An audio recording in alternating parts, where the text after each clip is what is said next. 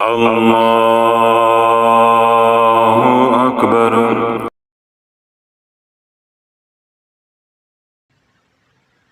الحمدللہ ماہ محرم خیر و عافیت کے ساتھ گزر گیا ہے۔ اب ماہ سفر جو ہے وہ رواں دواں ہے۔ 2-3 دن پہلے بھی میں نے تفصیل کے ساتھ بیان کیا اس مہینے کی فضیلت کے اوپر، اور جو توہم پرستی ہے اس مہینے کے متعلق، جس کی وجہ سے ہمارے عقائد خراب ہو رہے ہیں۔ اللہ کے نبی علیہ الصلوۃ والسلام کا ارشاد پاک ہے کہ جس نے ماہ سفر کے مکمل ہونے کی مجھے خوشخبری دی، میں اس کو جنت کی خوشخبری دوں گا۔ حضرت بابا فرید رحمۃ اللہ فرماتے ہیں کہ سال بھر میں جتنی بلائیں، جتنی مصیبتیں، جتنی پریشانیاں، جتنی تکلیفیں اور جتنی آزمائشیں آتی ہیں، ماہ سفر کے ایک عشرے کے اندر یعنی پہلے 10 دن کے اندر اتنی بلائیں نازل ہوتی ہیں۔ تو جو میں نے بیان کیا ابھی 2-4 دن پہلے، تو اس کے اندر بھی میں نے تفصیل کے ساتھ یہ بات سمجھائی کہ اللہ اگر بلائیں اترتی ہیں، مصیبتیں اترتی ہیں، تکالیف آتی ہیں یا آزمائشیں آتی ہیں، تو ان کا تعلق ہمارے اعمال کے ساتھ ہوتا ہے۔ جیسے ہمارے اعمال ہوں گے ویسے ہی فیصلے ہوں گے، اور ان بلاؤں سے یا ان مصیبتوں سے جو اللہ کا بنایا ہوا نظام ہے آزمائشوں کا، ان سے بچنا کیسے ہے، یہ بھی اللہ کے نبی علیہ الصلوۃ والسلام نے بتلایا ہے۔ اگر یہ بات اللہ کے نبی علیہ الصلوۃ والسلام نے بتائی ہے، ابو سعید خدری رضی اللہ تعالیٰ نے اس حدیث پاک کو روایت کیا ہے کہ جو مجھے آ کر ماہ سفر کے مکمل ہونے کی یعنی گزر جانے کی خوشخبری دے گا، میں اس کو جنت کی خوشخبری سے نواز دوں گا۔ تو اسی نبی لجپال نے یہ بات بھی بتائی ہے کہ جو ماہ سفر پائے وہ کثرت سے قرآن مجید کی تلاوت کرے، اور دوسرا کیا ہے کہ وہ کثرت سے استغفار کرے، اور تیسرا کام کیا ہے کہ وہ کثرت سے اللہ سے دعائیں مانگے، اور چوتھا کام یہ ہے کہ وہ کثرت سے صدقہ کرے، صدقے کو اپنا معمول بنا لے۔ تو اللہ بولو آج ہم نے یہ چاروں کام چھوڑ دیے ہیں، اور ہم نے کام کیا پکڑ لیا ہے کہ بیٹی کی شادی نہیں کرنی، یعنی مسلمان کے لیے ڈوب کے مر جانے کا مقام ہے کہ سفر کے مہینے کو، اللہ کے بنائے ہوئے نظام کو، اللہ کے بنائے ہوئے 30 دنوں کو منحوس قرار دے دیا بغیر کسی دلیل کے۔ جب اللہ نے منحوس نہیں بنایا محرم یا سفر کو، تو کون ہوتا ہے ان مہینوں کو یا ان دنوں کو منحوس بنانے والا؟ بیٹی کی شادی نہیں کرنی، بیٹی کی شادی نہیں کرنی، دکان نہیں بنانی، مکان اللہ نے دیا ہے، کوئی جائیداد اللہ نے دی ہے، وہاں منتقل نہیں ہونا، وہاں شفٹ نہیں ہونا، نئے مکان میں جی ہم ربیع الاول میں منتقل ہوں گے، ربیع الاول میں منتقل ہوں گے۔ تو اللہ والو جب یہ والے عقائد ہوں گے تو رب کی اتنی ہی پکڑ آئے گی۔ تو میرا ایک سوال یہ ہے کہ جن بچوں کی یا بچیوں کی یا جس اولاد کی ہم شادی ربیع الاول میں کرتے ہیں، کیا انہیں طلاقیں نہیں ہوتی؟ کہ اللہ بولو ہر وہ گھڑی منحوس ہے جس گھڑی میں تو اللہ کے ذکر سے غافل ہو جائے۔ ہر وہ گھڑی منحوس ہے تیرے میرے لیے جس میں میں قرآن کی تلاوت سے محروم ہو گیا۔ ہر وہ گھڑی منحوس ہے جس میں نماز کا وقت تھا، میری نماز جو ہے وہ نکل گئی، یا ہر وہ گھڑی منحوس ہے جس میں نے اللہ کی نافرمانی کی۔ تو بجائے کہ ادھر ہم اپنا جو ہے وہ نظام دیکھیں کہ میں کیا کر رہا ہوں، تو ہم نے پورے 60 دنوں کو کم و بیش یعنی 2 مہینوں کو منحوس بنا دیا ہے۔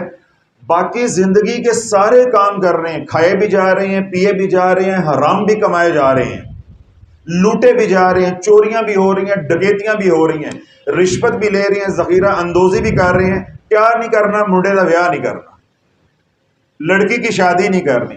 اللہ والوں جب یہ والے عقائد ہوں گے تو طلاق نہیں بھی ہونی، گھر نہیں بھی ٹوٹنا۔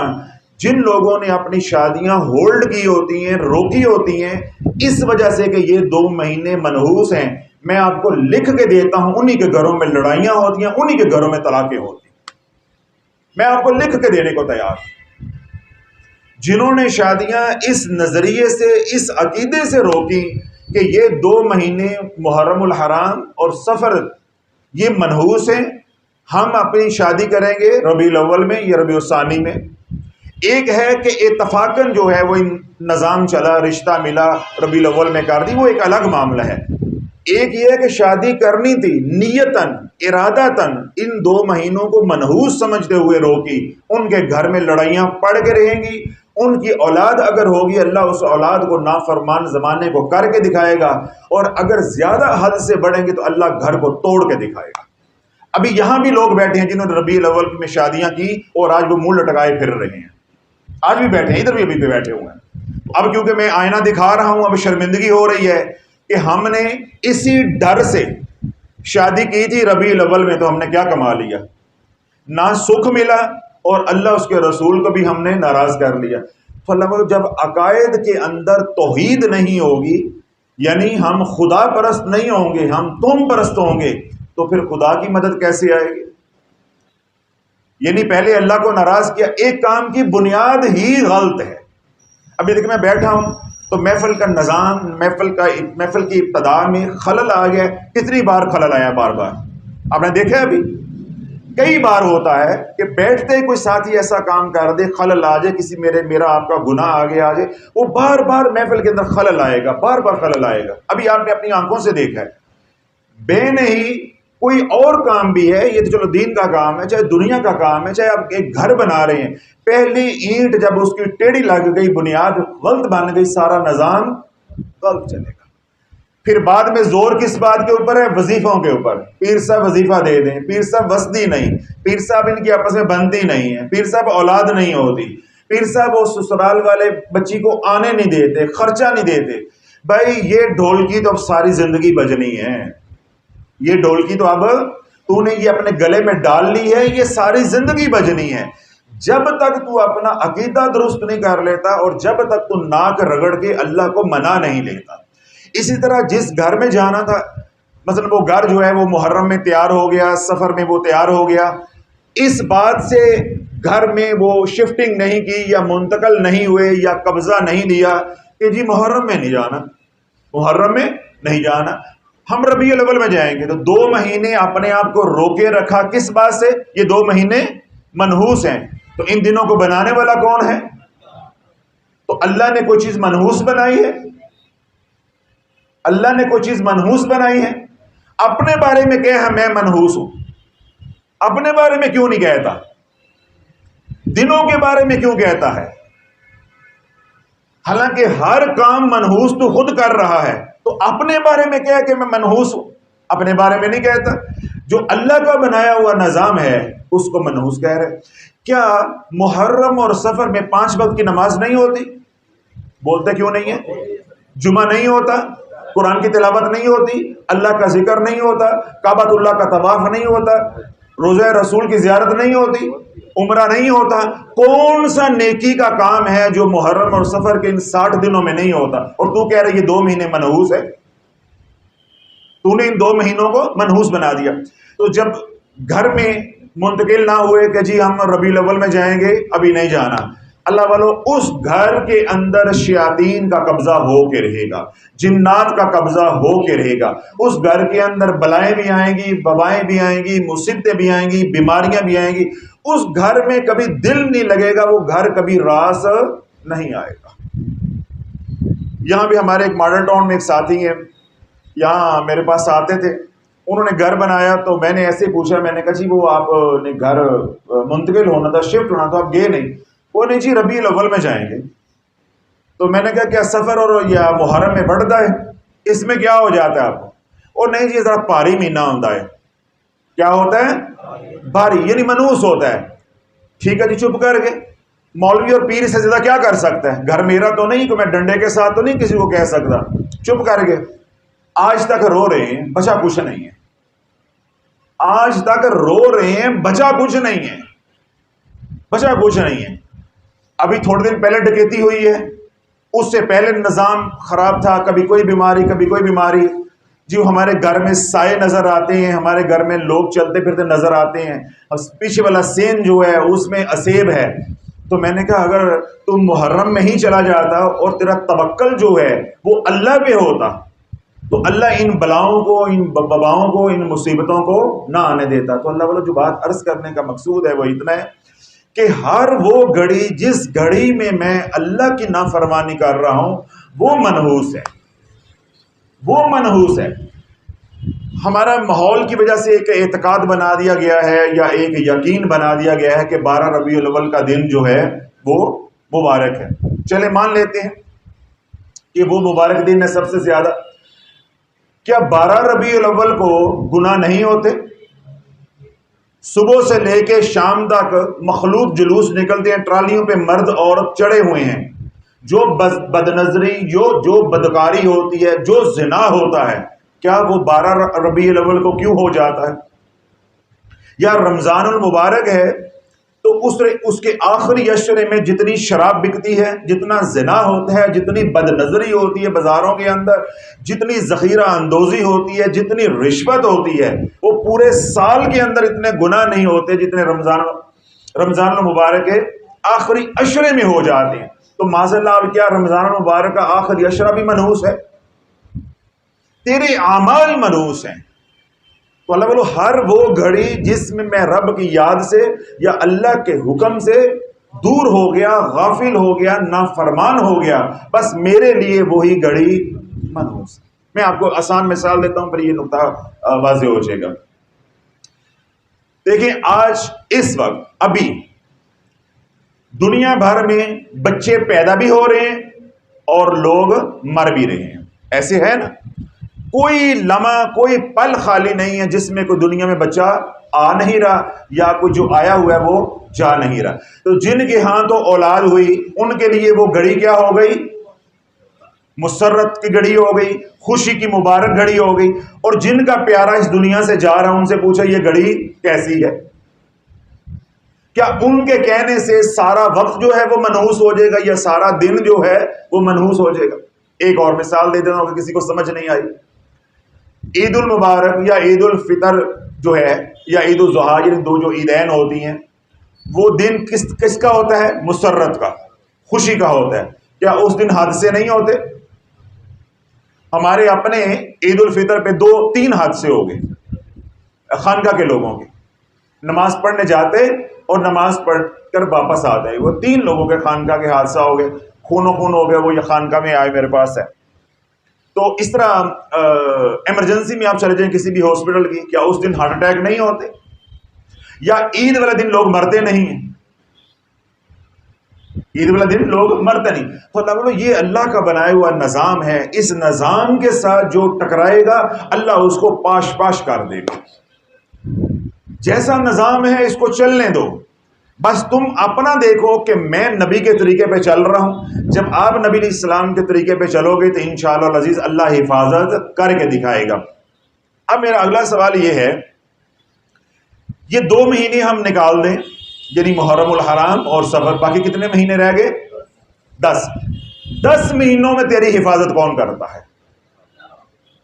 تو جو رب 10 مہینوں میں تیری حفاظت کرتا ہے، معاذ اللہ وہ ان 2 مہینوں میں تیری حفاظت کرنے پہ قادر نہیں ہے؟ اللہ بولو کیسے ہم نے عقائد بنا لیے ہیں. ہم نے یہ متاثر ہو کے اہل تشیع سے یہ عقیدہ لے لیا ہے. تو اللہ بولو وہ تو ایک نظام، ان کا تو اپنا ایک فقہ ہے، ایک اپنا مسلک ہے، ایک اپنا مذہب ہے، اس کے مطابق وہ جو کچھ کر رہے ہیں وہ اپنے کیے کے ذمہ دار ہیں. جو تیرا مسلک ہے، عقیدہ ہے اہل سنت، اس میں تو اس کی گنجائش ہی نہیں ہے. تو کدھر چل پڑا ہے؟ تو کدھر چل پڑا ہے؟ پھر دوسری بات شرمندگی کی وہ یہ ہے کہ ہر کام ہو رہا ہے، ہر کام ہو رہا ہے، نہیں کرنا تو شادی نہیں کرنی. جو شادی شدہ بیٹھے ہیں، کون سا شادی شدہ ہے جو مجھے یہاں آ کر کے کہ حضرت صاحب میں تو ان 2 مہینوں میں بیوی کے پاس بھی نہیں جاتا؟ وہ کام بھی ہو رہا ہے. اللہ بولو شرم سے مر ہم کیوں نہیں جاتے؟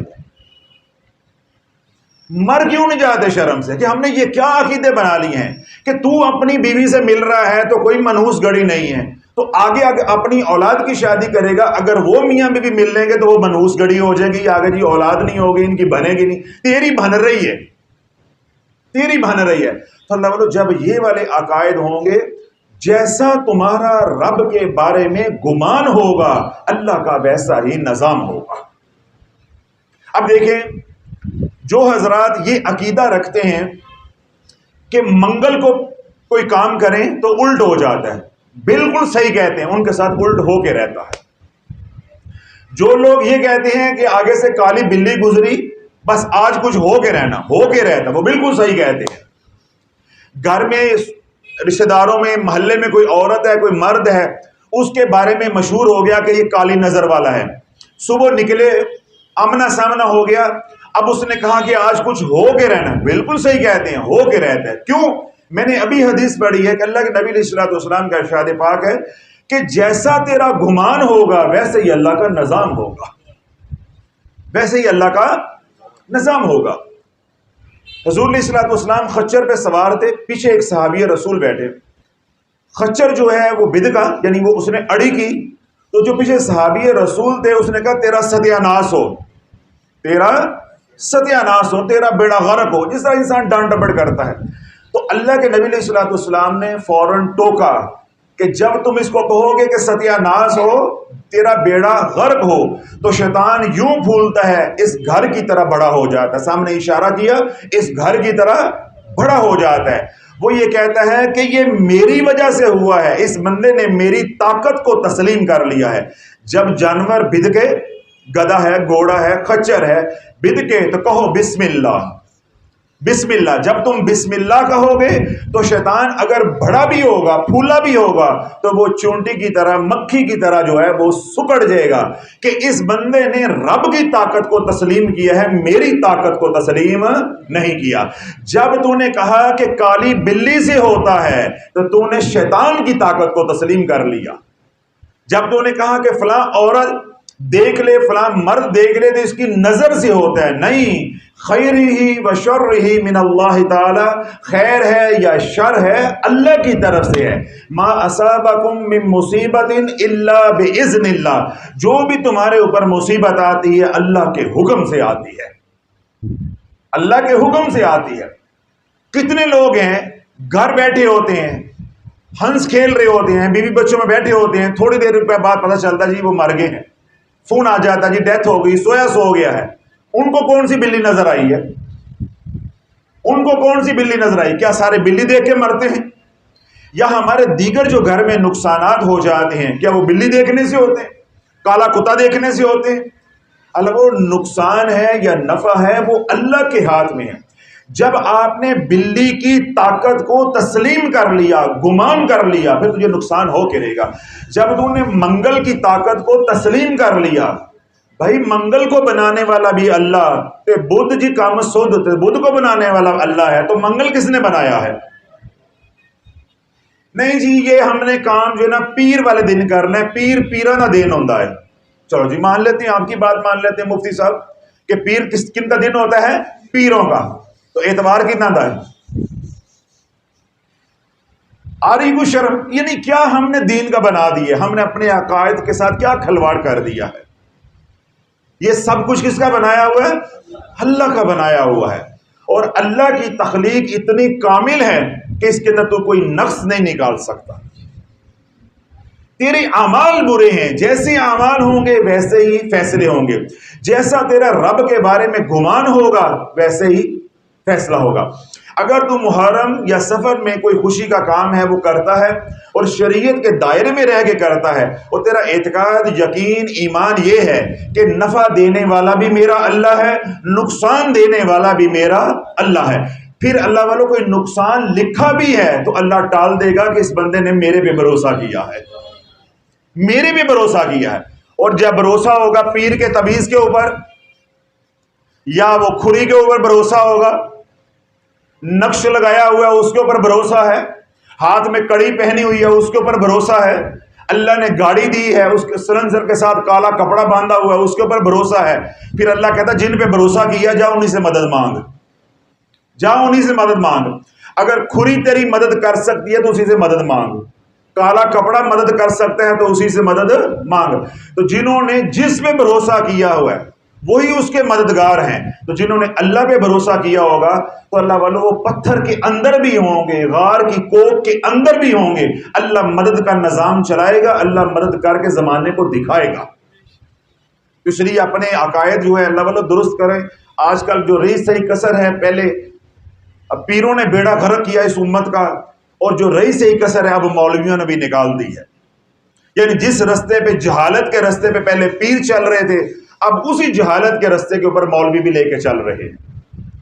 پڑھے لکھے دیندار طبقہ، داڑھی ٹوپیوں والے، وہ محرم میں جی شادی نہیں کر رہے، وہ جی سفر میں شادی نہیں کر رہے. میں کتنی بار کہتا ہوں میری شادی محرم الحرام میں ہوئی ہے، مجھے اللہ نے کیا نہیں دیا؟ میری شادی 17 محرم الحرام کو ہوئی ہے، مجھے اللہ نے کیا نہیں دیا؟ جب آپ شریعت پہ نہیں چلو گے تو ممبر رسول پہ بیٹھ کے ان کو شریعت کیسے سکھاؤ گے؟ جب میں محرم سفر میں کوئی نیا کام نہیں کروں گا، یا کوئی جائیداد خریدنی ہے، لینی ہے، دنیا کا کام کرنا ہے، تو میں دکانداری کیے جا رہے ہیں، تجارت کر رہے ہیں، روز سامان آ رہا ہے، سامان بک رہا ہے. مکان نجی خریدنا، رجسٹری ربیع الاول کرانی ہے نا، مت ماری ہوئی حرام کھا کھا کے دماغ کو گیس چڑھی ہوئی ہے. بھائی مزہ تو تب ہے اگر تو ان 2 مہینوں کو حرام سمجھتا ہے، سب کچھ بند کر کے اعتکاف بیٹھ جا، پھر تو چلو بات سمجھ آئی. باقی سارے کام کر رہا ہے. جو لوگ آپ میں سے دکاندار بیٹھے ہیں، کسی نے تجارت بند کی ہے؟ نہیں کی. اب جی مکان کا سودا کر لیا ہے، ٹوکن منی دے دی ہے، دوسری پارٹی کہہ رہی ہے رجسٹری کرا لو. نہیں، وہ رجسٹری نہیں، ذرا ربیع الاول کرانی ہے، ربیع الاول میں کرانی. تو اللہ والو ان تمام عقائد سے توبہ کر کے جاؤ. جو مرضی تم تدبیریں کر لو، جو کچھ ہونا ہے وہ ہو کے رہنا ہے، اسے کوئی ٹال نہیں سکتا. ہاں اگر کہتے ہو میں نے بچنا ہے تو پھر ہمیں مدینہ جانا پڑے گا، اللہ کے نبی سے پوچھنا پڑے گا کہ یا رسول اللہ آپ نے فرمایا کہ اس مہینے کے اندر افات و بلیات کا نزول ہوتا ہے، تو ہم کیا کریں؟ تو اللہ کے نبی نے کیا بتایا ہے؟ کثرت سے قرآن کی تلاوت کرو، کثرت سے استغفار کرو، کثرت سے دعائیں مانگو، اور کثرت سے صدقہ کرو. ہم نے یہ چاروں کام چھوڑ دیے اور توم پرستی کی طرف چل پڑے. اگر میں ابھی پوچھ لوں کہ آج فجر کی نماز کس نے پڑھی تھی تو آنکھیں نہیں ملائی جائیں گی، اور اگر میں یہ پوچھ لوں آج قرآن کھول کے کس نے زیارت کی ہے تو پھر تو اللہ ہی حافظ ہے. تو میرے نبی نے کیا فرمایا کہ کثرت سے قرآن کی تلاوت کرو. تو ہم نے قرآن کھولے، ہمیں تو سالوں گزر گئے. اب بیٹی کو طلاق ہوگی یا بیٹی پہ تہمت لگے گی، چوری کی سسرال والے لگائیں گے، پھر پریا بیٹھے گی، پنچایت بیٹھے گی، گھر ٹوٹنے لگے گا، پھر نیا دینے کے لیے، قسم دینے کے لیے قرآن اترے گا. ورنہ ہمارے گھر میں قرآن نہیں کھولنے لگا. یہ تہمت پہ ہی کھولنا ہے، یا کوئی مرے گا تو قرآن کھلے گا. تو اس کا مطلب ہے تو گھر میں اس انتظار میں بیٹھا ہوا کہ میرے گھر میں کوئی آفت آئے، میرے بیٹے پہ بیٹی پہ کوئی الزام لگے، بہتان لگے، تو پھر میں اپنی صفائی کے لیے قرآن کھولوں، یا میرے گھر میں کوئی مرگ ہو تو میں قرآن کھولوں. تو اللہ جب قرآن کو یوں پیٹھ دکھائی ہے، اس قرآن کا وبال آ رہا ہے. صدقے کو روکا ہے تو اس کا وبال آ رہا ہے. ہاتھ اٹھانے سے تو نے اپنے ہاتھ روک لیے ہیں، اللہ نے انہی ہاتھوں کو محتاج کر دیا ہے. آج تو بندے بندے کے سامنے ہاتھ پھیلا رہا ہے. اگر یہی ہاتھ اپنے رب کے سامنے اٹھاتا، اللہ کو یہ ہاتھ پسند آ جاتے، اللہ یہ ہاتھ کسی غیر کے سامنے یوں نہ کرنے دیتا، یوں نہ کرنے دیتا. اب اللہ دیکھیں جو میرے مریدین ہیں، میرے متعلقین ہیں، میں چاہوں گا کہ وہ مجھے چھوڑ کے کسی اور درگاہ پہ جائیں، جاگریں. میں چاہوں گا کہ بھئی وہ میری خانقاہ چھوڑ کے کسی اور جگہ پہ چلے جائیں. تو اللہ میں اتنا کمزور اور عاجز ہو کے یہ پسند نہیں کر رہا، تو وہ تو مختار کل ہو کے کیا یہ چاہے گا کہ بندہ میں نے بنایا، بندہ میرے در پہ آیا تو میں اپنے در سے اسے خالی بھیج دوں، کسی اور کے در پہ چلا جائے جو دینے پہ بھی قادر نہیں؟ کیا وہ یہ گوارا کرے گا؟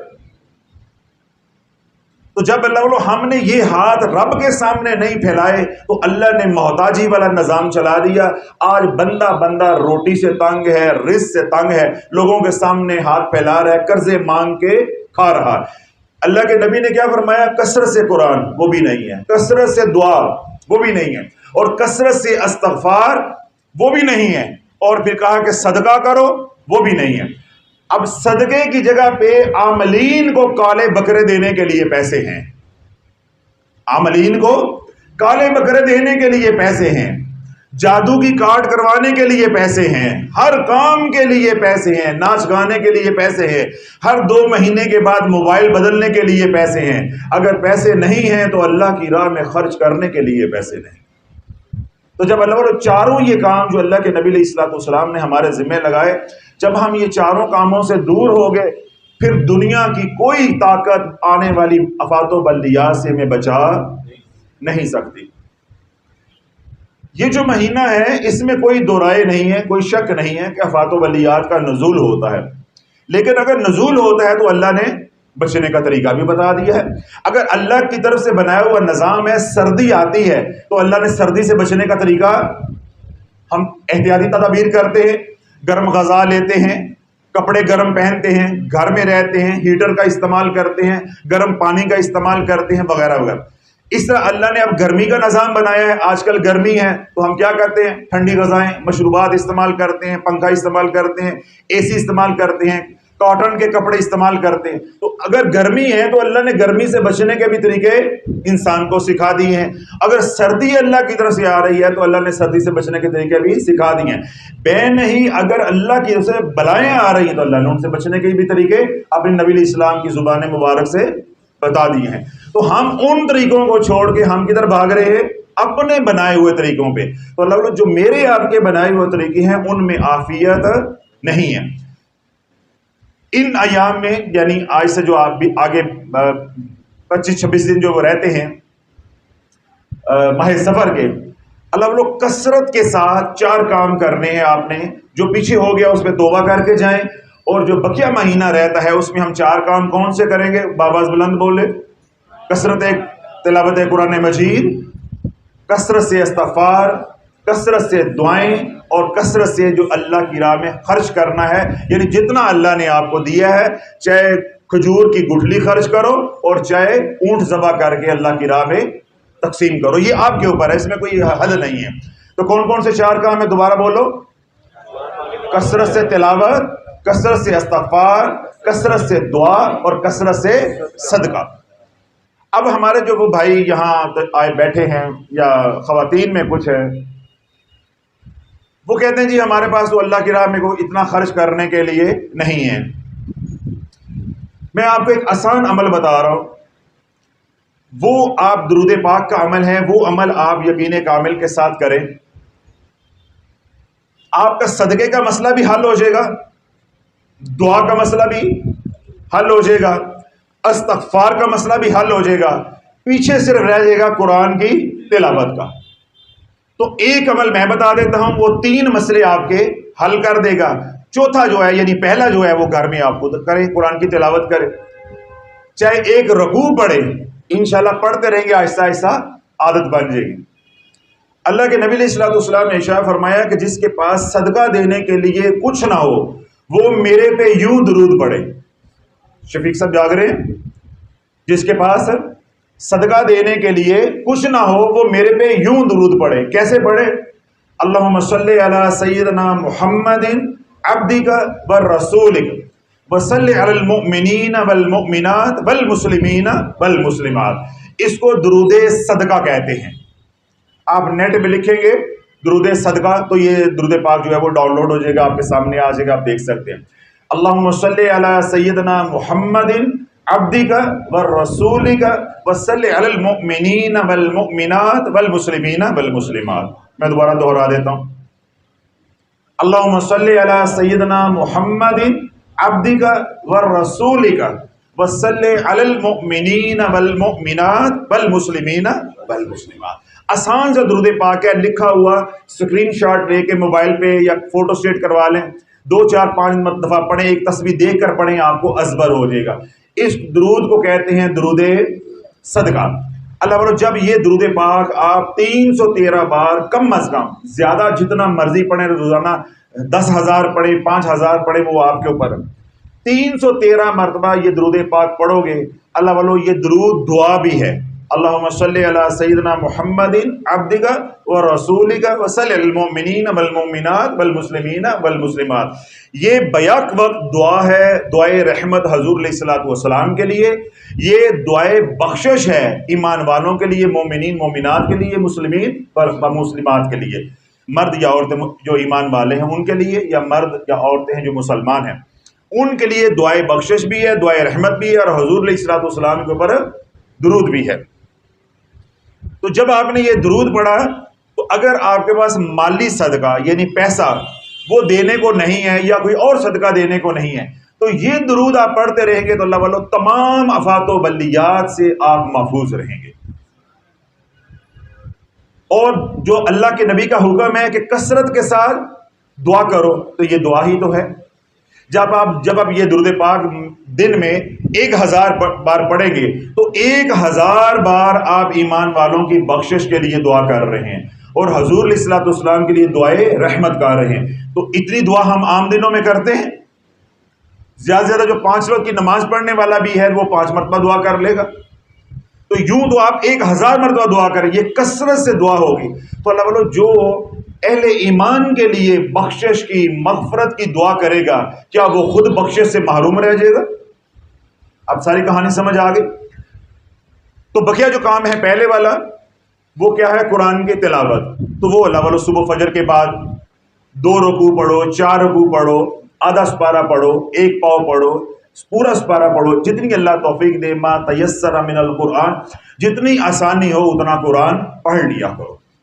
تو جب یہ چاروں کام کرو گے، اب بظاہر یہ 4 کام تھے، لیکن میں نے جو عمل بتایا ہے اس کی وجہ سے اب یہ کتنے کام ہو گئے ہیں؟ صرف 2۔ یعنی قرآن کی تلاوت کرو، کملی والے پہ درود پڑھو، تو انشاءاللہ العزیز اللہ والو ماہ سفر تو کیا، اس کو ترتیب بنا لو اپنی زندگی کی، زندگی بھر اللہ آپ کو کوئی تکلیف تتی ہوا آپ کو نہیں لگنے دے گا۔ اب آپ حضرات اتنا کرایہ لگا کے اتنی دور سے آپ آئے ہیں، گرمی میں پسینہ نکالا ہے، پیسہ خرچ کیا ہے، وقت لگایا ہے، ہم حضرت صاحب کے پاس جائیں گے، اپنا دکھڑا سنائیں گے، پھر وہ پھوکا ماریں گے، پھر وہ کوئی تعویذ لکھ کے دیں گے، کوئی گدڑ سگی ہمیں دیں گے، تو ہمارے حالات بدل جائیں گے۔ ایک آس لے کے، ایک امید لے کر آپ آئے ہیں، تو جو اللہ والوں میں نے دینا ہے، میں نے ممبر پہ بیٹھ کے سر عام صاحب کو دے دیا ہے کہ نبی کی زندگی سے بڑھ کے کچھ نہیں ہے۔ میں کوئی تعویذ لکھ دیتا ہوں، اس تعویذ کے ساتھ اللہ نے کامیابی کا وعدہ نہیں کیا۔ جو اللہ کے نبی نے بتایا ہے وہ امر ربی ہے، اللہ کے حکم سے بتایا ہے، اللہ نے اس کے اندر دونوں جہان کی کامیابی کو چھپایا ہے۔ میرا کہا ہوا، میرا تعویذ، میرا مشورہ یا میرا کوئی عمل کبھی وہ چل جائے گا، کبھی وہ نہیں چلے گا، کبھی نفع ہو جائے گا اور کبھی نفع نہیں ہوگا۔ تو نماز سے کبھی نفع ہو جائے گا، کبھی نہیں ہوگا، نماز سے نفع ہو کے رہے گا، اللہ کے نبی کی کوئی سنت ہے اس سے نفع ہو کے رہے گا۔ ہمارے کام ہے کبھی نفع ہو جائے گا، کبھی نہیں ہوگا۔ جس طرح جنہوں نے گاڑی کے ساتھ کالا کپڑا باندھا ہوتا ہے، کبھی لگنے سے بچ جاتی ہے، کبھی ٹھک جاتی ہے، تبھی ان کا یقین بنتا ہے نا کہ بھائی میری لگ جانی تھی گاڑی، یہ کالے کپڑے نے بچا لی ہے۔ اب اللہ جو بندہ یہ کہے کہ میری گاڑی لگنے سے کالے کپڑے کی وجہ سے بچ گئی، اپنے دل پہ ہاتھ رکھ کے کہو کہ وہ مسلمان رہ گیا ہے۔ میں نہیں بول رہا، آپ نے بولنا ہے، جو آپ کے دل میں آتا ہے وہ بولنا ہے۔ میرا لحاظ نہیں رکھنا کہ حضرت صاحب کو ہم غلط بات کہیں کہ وہ ناراض ہو جائے۔ بھائی اس پہ ناراضگی والی کون سی بات ہے؟ یہ شریعت کی بات ہے۔ جو بندہ یہ کہے کہ میری گاڑی کالا کپڑا باندھنے کی وجہ سے ٹھکنے سے بچ گئی ہے، لگنے سے بچ گئی ہے، حادثے سے بچ گئی ہے، اب اپنے دل پہ ہاتھ رکھ کے کہو وہ مسلمان رہ گیا ہے۔ تو جنہوں نے باندھا ہوا ہے پھر ان کا کیا کروں؟ پھر پوری بات کرو نا میرے ساتھ، آپ نے آدھی بات کر کے مجھے بھی رستے میں درمیان میں چھوڑ دیا ہے، پھر پوری بات کرو نا۔ پھر جنہوں نے باندھا ہوا ان کا ساتھ کیا کروں؟ تو جنہوں نے گھروں کے اندر نقش لگائے ہوئے ہیں ان کا کیا کروں؟ گھر میں جو ہے وہ اونٹ کی ہڈی رکھی ہوئی ہے، قربانی ابھی ہوئی ہے، جن لوگوں نے اونٹ کیا ان کے پیچھے بھاگ رہے ہو، یار تھوڑی جی ہڈی تے دے دو، یار تھوڑی جی۔ لوگ گوشت مانگتے ہیں، ایک بشرم ہڈیاں مانگتا پھرتا ہے، بھئی وہ ہڈی دے دو، ہڈی دے دو، کس لیے دے دے؟ وہ جی پیر صاحب نے بتایا ہے کہ جس گھر میں اونٹ کی ہڈی ہوگی اس میں وار نہیں چلتا۔ بھائی تو کوئی ایسی ہڈی لے کے آ، ایسا کسی پیر کا بنایا ہوا عمل مجھے بتا کہ وہ میں آپ کرے تو ہم گناہوں سے بچ جائیں، تو پھر تو بات بنتی ہے۔ کیا معاذ اللہ گھر میں اونٹ کی ہڈی ہوگی یا گھوڑے کی کھری لگائی ہوگی تو اللہ کی طرف سے کوئی مصیبت آتی ہے تو وہ ڈھال بن جائے گی؟ معاذ اللہ اس کی طاقت رب کی طاقت سے بڑھ کے ہے۔ جب تو رب کے ذکر میں ہوگا، اللہ کے نبی علیہ الصلوۃ والسلام نے ارشاد فرمایا کہ اللہ کے ذکر سے بڑھ کے کوئی چیز ہے ہی نہیں جو اللہ کے غضب کو روک سکے۔ میں اس کی آپ کو آسان مثال دیتا ہوں۔ آپ کا بچہ سکول پڑھتا ہے، آپ کو سکول سے فون آتا ہے کہ جی آپ کا بچہ جو ہے یہ پڑھتا نہیں ہے، کلاس میں شرارتیں کرتا ہے، پڑھتا نہیں شرارتیں کرتا ہے۔ اب آپ آفس میں بیٹھے تھے، باہر تھے، کہیں دکان پہ تھے، وہاں فون آیا۔ اب آپ کو ایک فطری غصہ آیا ہوا ہے کہ بھائی میں اتنا پیسہ لگا رہا ہوں، فیسیں بھر رہا ہوں، تو یہ بے شرم جو ہے یہ پڑھتا نہیں ہے۔ اب آپ کا ذہن کیا بنا ہوا ہے کہ گھر جا کے اسے پوچھتا ہوں۔ اب آپ غصے کے ساتھ گھر میں داخل ہوئے، شام کو اپنے آفس سے آئے، کاروبار کی جگہ سے آئے، آگے آ کے آپ نے دیکھا کہ مارکر بکھرا ہوا ہے، پینسلیں بکھری ہوئی ہیں، کتابیں بکھری ہوئی ہیں، وہ بچہ دبا دب پڑھ رہا ہے، تو مجھے بتاؤ کہ آپ چھتروں کے ساتھ بچے کو مارو گے؟ چپیڑوں کے ساتھ مارو گے؟ آپ کا سارا غصہ دیکھتے ختم ہو جائے گا کہ بھائی وہ پڑھ تو رہا ہے، اور ساتھ تھوڑا سا بچہ آگے سے یہ کہہ دے، بچے فنکار ہوتے ہیں نا، اور وہ بھی پاکستانی، وہ تو ویسے فنکار ہوتا ہے، وہ تھوڑا سا آگے یہ کہہ دے بابا پڑھتا ہوں لیکن مجھے یاد نہیں ہوتا، کمزور ہوں، پڑھتا ہوں یاد نہیں ہوتا، کمزور ہے۔ باپ کا سارا غصہ، ماں کا سارا غصہ ختم ہو جائے گا، وہ ماتھا بھی چومیں گے اور الٹا فون کر کے ٹیچر کو ڈانٹے گے جی بچہ پڑھتا تو بہت ہے لیکن اس کا ذہن تھوڑا سا کمزور ہے۔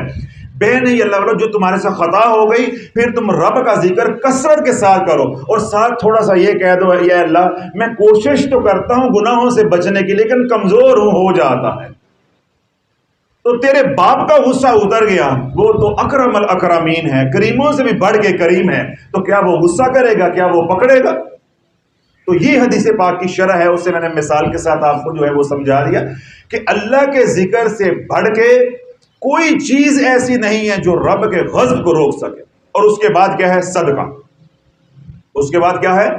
صدقہ، رد البلا ہے۔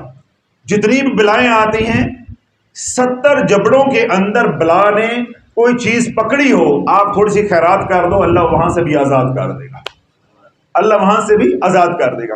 اب ہمارے ساتھ المیہ کیا ہے کہ ہم پہلے ڈاکٹروں کا علاج، بیمار ہو گئے تو ڈاکٹروں کا علاج کیا، جب ڈاکٹروں نے جواب دے دیا پھر عاملوں کے پاس چلے گئے، جو رہا سہا ایمان تھا اور مال تھا وہ عاملوں پہ خرچ کر دیا، جب بالکل خالی ہو گئے تو پھر کہنا شروع کر دیا یار کوئی اللہ والا تو لبو، کوئی اللہ والا دے لبو۔ پھر صدقہ بھی دے رہے ہیں، مسجد میں دعائیں بھی کروا رہے ہیں، یہاں بھی دعا کے لیے آ رہے ہیں۔ اب اللہ کے نبی نے کیا تعلیم کیا ہے کہ جب کوئی بیماری آ جائے تو پہلے استغفار کرو اور پھر صدقہ دو، اس کے بعد علاج کرو۔ اب یہ ترتیب اللہ کے نبی علیہ السلام نے بتائی ہے، اور ہم نے کیا بنائی ہے کہ پہلے سارا کچھ اجڑ جائے اس کے بعد صدقہ دینا ہے، اور اس کے بعد دعاؤں کے لیے خانقاہ میں آنا ہے، یا پھر جمعے والے دن مسجد میں ایک پرچی جائے گی اور امام کہے گا جی فلاں بن فلاں کے والد صاحب جو ہیں وہ بہت زیادہ بیمار ہیں، ڈاکٹروں نے جواب دے دیا ان کے لیے دعا کریں، یعنی آپ کو معلوم ہے پھر یہ ہوگا، پھر اللہ کی مدد نہیں آتی۔ تو اللہ یہ ساری باتیں آپ حضرات کی خدمت میں عرض کرنے کا مقصود اور مطلوب ہے کہ آپ اتنی دور سے تشریف لے کر آتے ہیں، جو ہمارے اندر خامی ہے، کمی ہے، اس کمی کو نکال کے جائیں۔ تو آج اپنے جو توم پرستی والے عقائد ہیں یا کمزور اور ضعیف عقائد ہیں جو ہم نے محرم اور سفر کے بارے میں گھڑے ہوئے ہیں یا بنائے ہوئے ہیں، ان پہ کون کون توبہ کرنے کے لیے تیار ہے؟ ماشاءاللہ آج کے بعد دل میں کہ محرم اور سفر کا خوف ہوگا؟ نہیں، خوف ہوگا تو اللہ اس کے رسول کا ہوگا، مہینوں کے اندر، گھڑیوں کے اندر نہیں۔ اللہ چاہے تو یہی گھڑی میرے لیے مبارک کر دے اور یہی گھڑی میرے لیے چاہے تو منحوس کر دے۔ اب دیکھیں آپ حضرات ہیں، اللہ نے سفر کے اندر آپ کو اپنے اور اپنے محبوب علیہ الصلوۃ والسلام کی بات سننے کے لیے، اللہ کے ذکر کے لیے، اپنے ذکر کے لیے، اپنے محبوب کے ذکر کے لیے یہاں بھیج دیا ہے، تو یہ گھڑی آپ کے لیے کیا بن گئی ہے؟ مبارک۔ تو جو باہر سڑکوں میں پھر رہے ہیں، آوارہ گردیاں کر رہے ہیں یا گھروں میں ہیں، ان کے لیے یہ گھڑی کیا بن گئی ہے؟ منحوس۔ اب کوئی محرم کا خوف رہ گیا ہے؟ تھوڑا سا کوئی سفر کا خوف رہ گیا ہو؟ ہم نے صرف 4 کام کرنے ہیں: کثرت سے قرآن کی تلاوت، دعا، صدقہ، استغفار، یہ 4 کام کرنے ہیں۔ اس کے لیے میں نے ایک عمل بتا دیا ہے کہ آپ درود پاک پڑھیں، درود صدقہ پڑھیں اس مہینے کے اندر کثرت کے ساتھ۔ اللہم صلی علی سیدنا محمد عبدک ورسولک وصلی علی المؤمنین والمؤمنات والمسلمین والمسلمات۔ یہ دعا بھی ہو جائے گی، صدقہ بھی ہو جائے گا، استغفار بھی ہو جائے گا، اور کچھ قرآن کی تلاوت کرے انشاءاللہ العزیز۔ جو آفات و بلیات آ رہی ہیں سب کچھ نازل ہوگا، مگر تجھے کچھ نہیں ہوگا، کیوں؟ تو پناہ کے اندر آ گیا ہے۔ جو بچہ ماں کی گود میں ہوتا ہے، ماں ہر بلا اپنے اوپر لے لیتی ہے، بچے کو نقصان نہیں ہونے دیتی۔ تو بلائیں اتارنے والا بھی اللہ ہے، حفاظت کرنے والا بھی اللہ ہے۔ جب ہم اللہ کی پناہ میں آ گئے تو پھر بلائیں ہمارا کچھ بگاڑ نہیں سکتی۔ تو اللہ مجھے بھی، آپ کو بھی درود صدقہ کثرت کے ساتھ پڑھنے کی توفیق عطا فرمائے۔ اور یہ عمل صرف یہ نہیں ہے کہ آپ ماہ سفر میں کریں، اللہ بولو یہ عمل جو درود پاک ہے اپنی زندگی کی ترتیب بنا لیں کہ میں 313 مرتبہ ہر روز پڑھوں گا۔ صبح پڑھو، رات کو پڑھو، دوپہر کو پڑھو، چلتے پھرتے پڑھو، جائے نماز پہ بیٹھ کے پڑھو، ہر طرح اجازت ہے، کوئی سختی نہیں ہے، کوئی شرط نہیں ہے۔ جب ایک بار پڑھو گے اللہم صلی علی سیدنا محمد عبدک ورسولک وصلی علی المؤمنین والمؤمنات والمسلمین والمسلمات، اللہ کے نبی علیہ السلام نے ارشاد فرمایا کہ 4 انعامات تجھے ملیں گے۔ تیرے 10 گناہ اللہ معاف کرے گا، 10 نیکیاں عطا فرمائے گا، 10 رحمتوں کا نزول ہوگا، اور اللہ تیرے 10 درجات کو بلند کرے گا۔ ایک بار پڑھنے کے اوپر 4 انعامات ہیں۔ اگلی بات اور آخری بات، یہ درود پاک کے 2 حصے، میں نے پہلے بھی بات کی ہے کہ ایک درود ہے اور ایک دعائے مغفرت یا دعائے بخشش ہے امت کے لیے، ایمان والوں کے لیے۔ درود پڑھنے پہ کیا ملتا ہے؟ 4 انعام، وہ میں نے بتا دیے۔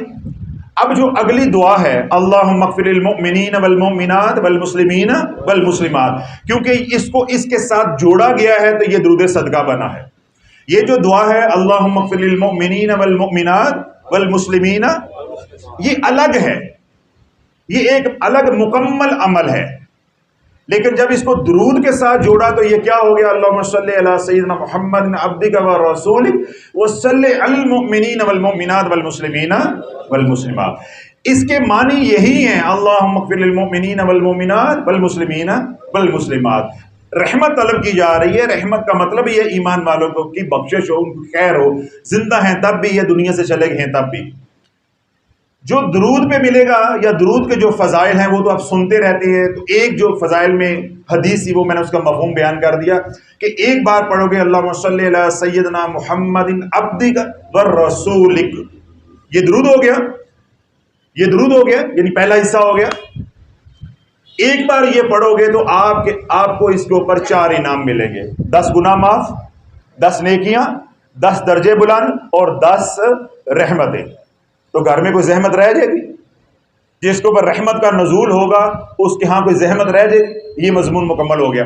اب یہ جو اگلا حصہ ہے وصلی علی المؤمنین والمؤمنات والمسلمین والمسلمات، یا اللہم اغفر للمؤمنین والمؤمنات والمسلمین والمسلمات، اللہ والو جو یہ دعا ایمان والوں کے لیے، مومنین کے لیے، مسلمین کے لیے 41 بار روزانہ کرتا رہے گا اور زندگی کی ترتیب بنا لے گا، اللہ بولو قبر میں بعد میں اترے گا، اللہ مقام ولایت پہلے عطا فرمائے گا۔ یعنی اگر آپ یہ چاہتے ہو کہ میں نے اللہ کا ولی ہو کے مرنا ہے تو اس سے آسان نسخہ نہیں ہے، اس سے آسان کوئی عمل نہیں ہے۔ اور جب اس درود کو پڑھو گے جو درود صدقہ ہے، اس کے اندر کیا ہے؟ درود بھی آئے گا اور یہ دعا بھی آئے گی۔ جب میں نے تو بتایا ہے جو 41 بار پڑھے گا تو آپ نے کتنی بار پڑھنا ہے؟ 313۔ تو مجھے بتاؤ تمہارے اوپر کرم کی کیا انتہا ہوگی؟ اس کو میں ممبر پہ بیٹھ کے بیان کر سکتا ہوں، یہ آپ سمجھ سکتے ہیں؟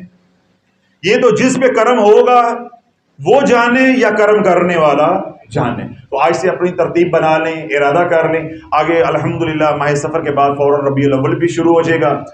اس کی نسبت اس مہینے کی جو ہے وہ خاص حضور علیہ السلام کی باسعادت کی وجہ سے حضور علیہ السلام کے ساتھ ہے۔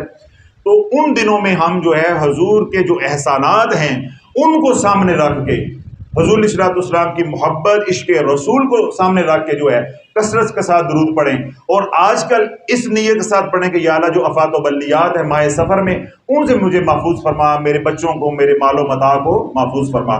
تو جب ماہ سفر میں پڑھا ہوگا تو ربیع الاول میں پڑھنا بھی آسان ہوگا۔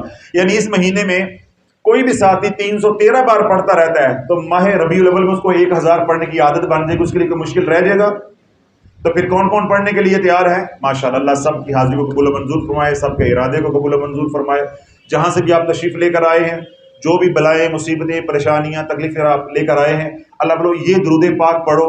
چاہے بیماری کا سوال لے کر آئے ہیں، جادو کی تکلیف سے آئے ہیں، گھر میں اولاد کی نافرمانی ہے، رزق کی تنگی ہے، یعنی کسی بھی طرح کے مسئلے کی وجہ سے پریشان ہو کر آئے ہیں، صرف یہ 313 مرتبہ یہ درود پاک پڑھو اور قرآن کی تلاوت کرو۔ کوئی اس کے علاوہ ورد وظیفہ نہیں کرنا، کوئی رنگ بازی نہیں کرنی، صرف سادہ سادہ زندگی، ٹھنڈی ٹھنڈی زندگی جو وہ گزارو۔ کسی پیر فقیر کے پاس جانے کی ضرورت نہیں ہے، کہیں درباروں پہ درگاہوں پہ جا کے چادریں چڑھانے کی ضرورت نہیں ہے۔ رزق حلال کماؤ اور اپنی ان آنکھوں کی حفاظت کرو۔ اللہ والو، آپ چلتے پھرتے اللہ کے ولی ہو، چلتے پھرتے آپ اللہ کے ولی ہو۔ 313 بار درود صدقہ، قرآن کی تلاوت، اور 2 میں نے شرطیں کیا بتائی ہیں؟ آنکھوں کی حفاظت اور رزق حلال کمانے کی کوشش۔ کسی تعویذ کی ضرورت نہیں ہے، کسی چڑھاوے کی ضرورت نہیں ہے، صرف تھوڑی سی شرمندگی کی ضرورت ہے۔ بس جو پہلی زندگی ہے، سابقہ زندگی ہے، یا اللہ اس پہ شرمندگی، یا اللہ تو معاف کر، بس وہ تھوڑی سی شرمندگی ہے۔ اگر اندر پیدا ہو جائے تو بہت اچھی بات ہے، نہیں تو پھر کسی کو ادھار لے لو۔ باتیں سن کے تھوڑی سی ہوئی ہے ندامت؟ کہہ رہے نہیں ہوئی، نہیں ہوئی، تھوڑی ہوئی ہے، تھوڑی ہوئی ہے، زیادہ ہوئی ہے؟ آپ کو پوچھ رہا ہوں، زیادہ ہوئی ہے؟ تھوڑی سی ساتھ والوں کو دے دو، مجھے بھی دے دو تھوڑی سی۔ بھائی یہ بہت بڑی نعمت ہے، آپ یہ سمجھ رہے میں مذاق کر رہا ہوں؟ اللہ بولو شرمندگی ہونا، ندامت ہونا، یہ اللہ کی بہت بڑی عطا ہے۔ کیوں؟ جب ندامت مل جاتی ہے، شرمندگی مل جاتی ہے، انسان اپنی غلطی کو غلطی سمجھ لیتا ہے، اس کی اصلاح ہو جاتی ہے۔ جب بندہ اپنی غلطی کو غلطی نہیں سمجھے گا، اس کو ندامت نہیں ہوگی، جب ندامت نہیں ہوگی وہ توبہ نہیں کرے گا تو قبول کیسے ہو جائے گی؟ پھر وہ کیا ہوتا ہے؟ وہ شیطان بن جاتا ہے۔ ابا واستکبر وکان من الکافرین، جب اس نے تکبر کیا تو وہ کافروں میں سے ہو گیا۔ جب انسان اپنی غلطی پہ ڈٹ جاتا ہے تو وہ شیطان بن جاتا ہے۔ تو جو غلطی کر نہیں سکتا وہ فرشتہ بن جاتا ہے، تو جو غلطی کر کے ڈر جاتا ہے وہ انسان بن جاتا ہے۔ تو اب آپ نے فیصلہ یہ خود کرنا ہے کہ فرشتہ بننا ہے، انسان بننا ہے، یا شیطان بننا ہے۔ غلطی ہوئی ہے اور ہو کے رہے گی، آئندہ بھی ہو جائے گی، لیکن جب ڈرتے رہیں گے، ندامت سے، شرمندگی سے اللہ سے توبہ کرتے رہیں گے تو کیا ہوگا کہ ہم انسان ہیں، انشاءاللہ انسان رہیں گے، اہل ایمان ہے، اور انشاءاللہ مرتے دم تک اہل ایمان رہیں گے۔ اللہ مجھے بھی عمل کی توفیق عطا فرمائے، آپ کو بھی عمل کی توفیق عطا فرمائے۔ جہاں سے بھی آپ آئیں اللہ رب العزت آپ کا آنا قبول و منظور فرمائے۔ آخری بات جو میرے ذہن میں تھی وہ نکل رہی تھی، جو حضرات بیمار آئے ہیں، بدنی بیمار ہیں یا روحانی بیمار ہیں، ان کے لیے اضافی صرف یہ بات ہے کہ جب وہ یہ والا عمل کریں، درود صدقہ پڑھیں، اللہم صلی علی سیدنا محمد عبدک ورسولک وصلی علی المؤمنین والمؤمنات والمسلمین والمسلمات، کتنی بار پڑھیں گے؟ 313 بار۔ تو یوں پانی کا گلاس اپنے پاس وہ رکھ لیں، اس پانی کے اوپر دم کر کے اس پانی کو پئیں، اس پانی کو پئیں۔ یہ پانی بڑی بوتل میں ڈال لیں یا دم ہی 1.5 لیٹر والی میں کر لیں، وہ تھوڑا تھوڑا کر کے پیتے رہیں۔ اس طرح جن گھروں کے اندر جادو ہے تو یہ والا پانی جو دم کیا ہوا ہے یہ سارے گھر میں چھڑکے۔ اور اگر کوئی مریض جو ہے بہت زیادہ علیل ہے، یعنی بہت زیادہ بیمار ہے، تو یہی دم کیا ہوا پانی اس کو پلائیں بھی اور اس مریض کو نہلائیں بھی۔ کچی جگہ پہ کھڑے کر کے نہلا دیں، کوئی ٹب ہے بڑا اس میں کھڑا کر لیں، اگر گھر میں لان ہے تو پھر کوئی مسئلہ ہی نہیں ہے، اگر گھر کی کوئی چھت ہے اس کے پردے ہیں، انہی کپڑوں کے سمیت اس کو اوپر پانی ڈال دیں تو انشاءاللہ ساری بیماریاں، جادو، ہر طرح سے وہ پاک ہو جائے گا۔ اس طرح گھر میں چھوٹے بچے ہیں، ہفتے میں ایک ترتیب بنا لیں، ہفتے بعد پانی پڑھ کے 1.5 لیٹر بڑے ٹب میں ڈال دیں، سارے گھر کو نہلا دیں، بیوی بھی نہائے، آپ بھی نہاؤ، بچے بھی نہائیں، پھر بعد میں جو ہے دوسرے پانی کے ساتھ نہا کے کپڑے بدل لو۔ جو ہفتے بھر کی نیگیٹو انرجی ہوگی، نظر بد کے اثرات ہوں گے، جادو کے اثرات ہوں گے، اللہ سب سے پاک کر دے گا۔ جسم بھی پھول کی طرح جو ہے وہ ہلکا پھلکا ہو جائے گا، اور روح جو ہے وہ بھی لطیف ہو جائے گی۔ سب سے آسان طریقہ، بجائے کہ گند لے کے بیمار ہو جو بستروں پہ پڑ جاؤ، پھر ٹیڑھے ہو کے ادھر ہمارے پاس آؤ، حضرت صاحب مر گئے ہیں، مر گئے ہیں، مر گئے ہیں۔ پھر مجھے بتاؤ جو 70 سال کا ہو کر آئے اس کو ہم 50 سال کا کیسے کر سکتے ہیں؟ پھر تو جو نقصان ہونا ہے وہ ہو گیا۔ تو جب یہ ترتیب بنا لو گے تو انشاءاللہ اللہ رب العزت آپ کو نقصان سے بھی بچائے گا۔ اللہ مجھے بھی آپ کو عمل کی توفیق